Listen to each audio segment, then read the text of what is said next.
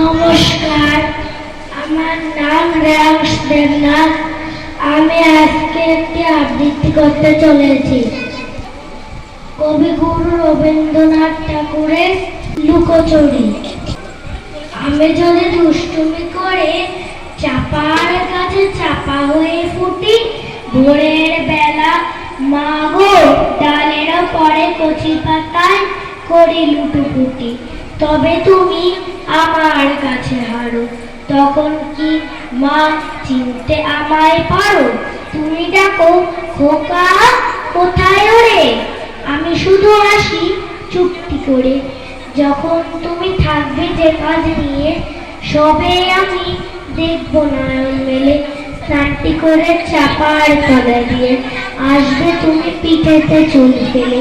এখান দিয়ে পুজোর ঘরে যাবে, দূরের থেকে ফুলের গন্ধ পাবে।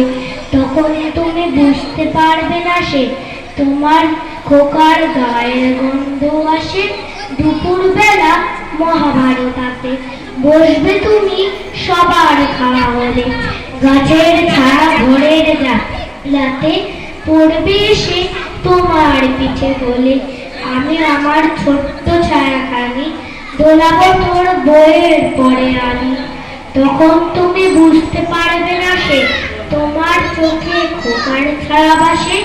সন্ধ্যে বেলায় প্রদীপ খানি জেলে যখন তুমি যাবে গোয়াল ঘরে, তখন আমি ফুলের খেলা খেলে টুক করে মা পড়বো ভুঁয়ে জোরে। আবার আমি তোমার খোকা হব, গল্প বলো তোমায় গিয়ে কব। তুমি বলবে দুষ্টু ছিলি কথা, আমি বলবো না সে কথা। নমস্কার।